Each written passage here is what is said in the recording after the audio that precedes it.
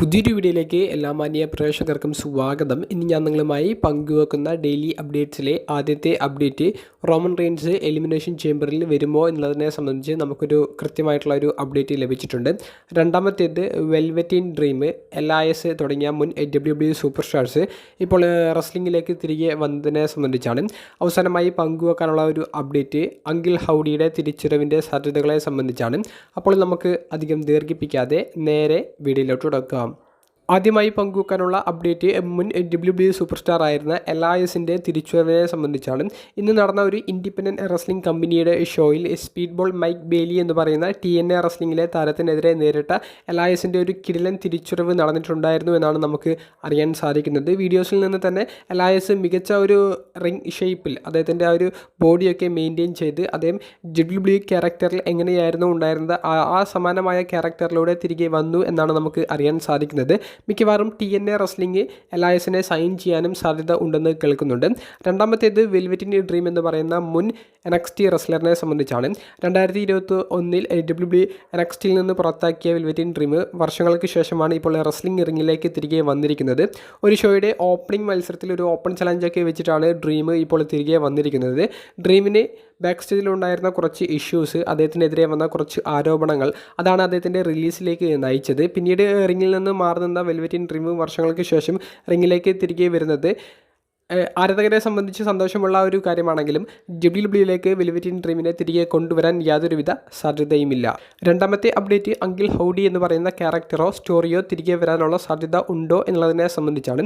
കഴിഞ്ഞ വർഷം നമ്മളെ വിട്ടുപിരിഞ്ഞ ഏറ്റവും മികച്ച റെസ്ലർമാരിൽ ഒരാളായ ബ്രേ വൈറ്റിൻ്റെ ഏറ്റവും അവസാനമായി നമുക്ക് WWEയിൽ കാണാൻ സാധിച്ച സ്റ്റോറി ലൈൻ്റെ ഭാഗമായിരുന്നു അങ്കിൾ ഹൗഡി എന്ന ക്യാരക്ടർ. അത് ചെയ്തിട്ടുണ്ടായിരുന്നത് ബ്രേ വൈറ്റിൻ്റെ റിയൽ ലൈഫിലെ സഹോദരനായ ബോ ഡാലസ് ആയിരുന്നു. പക്ഷേ അത് ബ്രേ വൈറ്റോ WWEയോ നമ്മളോട് സ്ഥിരീകരിച്ചിട്ടുണ്ടായിരുന്നില്ല. പുറത്ത് വന്ന വാർത്തകൾ അനുസരിച്ച് അത് ബോ ഡാലസ് തന്നെയായിരുന്നു.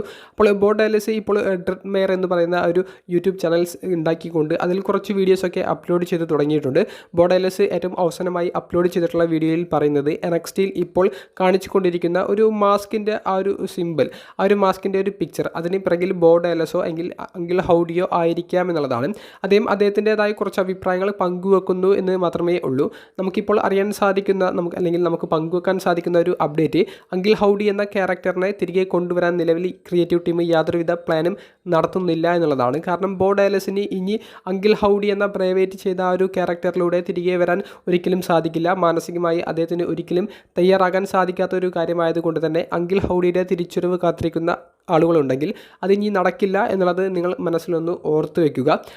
അപ്പോൾ എന്തുകൊണ്ട് ബോ ഡാലസ് ഇത്തരത്തിലുള്ള വീഡിയോസ് പങ്കുവെക്കുന്നു എന്ന് ചോദിക്കുമ്പോൾ അദ്ദേഹം കൃത്യമായി സ്റ്റോറി ലൈനുകളും ഷോകളും കാണുന്നുണ്ട്. അപ്പോൾ അദ്ദേഹത്തിൻ്റെ അഭിപ്രായങ്ങൾ അതൊരു വീഡിയോ രൂപത്തിൽ നമ്മളെ എൻ്റർടൈൻ ചെയ്യിപ്പിക്കാൻ വേണ്ടി, ഫാൻസിനെ എൻഗേജ് ചെയ്യിപ്പിക്കാൻ വേണ്ടി വീഡിയോ തയ്യാറാക്കി ഇടുന്നു എന്ന് മാത്രം. അതിൽ ബോ ഡാലസോ അങ്കിൾ ഹൗഡിയോ തിരികെ വരാൻ ഒരു സാധ്യത ഉണ്ടെന്ന് അദ്ദേഹം പറയുന്നുണ്ടെങ്കിലും അദ്ദേഹത്തിന് ഒരിക്കലും ആ ഒരു ക്യാരക്ടറിലൂടെ ഇനി തിരികെ വരാൻ സാധിക്കില്ല. ബ്രേ വൈറ്റിൻ്റെ ആ ഒരു സ്റ്റോറി ലൈൻ തന്നെ ഏകദേശം എല്ലാതും അവസാനിപ്പിച്ച രീതിയിലാണ് ക്രിയേറ്റീവ് ടീം ഉള്ളത്.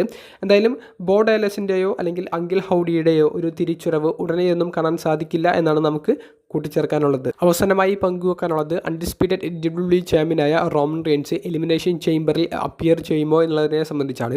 അടുത്ത ശനിയാഴ്ച ഉച്ചയ്ക്ക് 3 മണിക്ക് നമുക്ക് ലൈവായി കാണാൻ സാധിക്കുന്ന എലിമിനേഷൻ ചേംബറിൽ അൺഡിസ്പ്യൂട്ടഡ് ചാമ്പ്യനായ റോമൻ റെയിൻസ് അപ്പിയർ ചെയ്യില്ല എന്നുള്ളത് റോമൻ റെയിൻസ് തന്നെ സ്ഥിരീകരിച്ചിരിക്കുന്നു.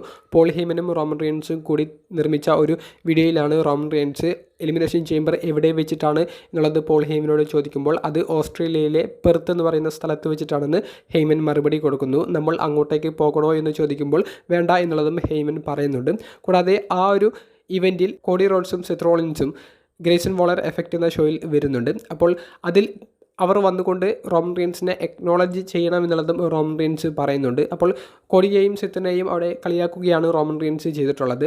റോമൻ റെയിൻസ് വരില്ല എന്നുള്ളത് ഉറപ്പാണ്. പക്ഷേ നമുക്ക് 100% അദ്ദേഹം വരില്ല എന്നുള്ളത് പറയാൻ സാധിക്കില്ല. കാരണം ഒരു ഇൻ്റർനാഷണൽ പ്രീമിയം ലൈവ് ഇവൻ്റ് ആണ്. കൂടാതെ റെസ്ൽമേനിയയിലേക്ക് റോമൻ റെയിൻസും കോഡി റോഡ്സും തമ്മിലുള്ള മത്സരവും ഔദ്യോഗികമായി കൺഫേം ചെയ്തിട്ടുണ്ട്. അപ്പോൾ ആ ഒരു സ്റ്റോറിയുടെ ബിൽഡപ്പിൻ്റെ ആവശ്യപ്രകാരം ചിലപ്പോൾ റോമൻ റെയിൻസ് അപ്പിയർ ചെയ്താൽ അത് വളരെ സർപ്രൈസ് ആയിരിക്കും.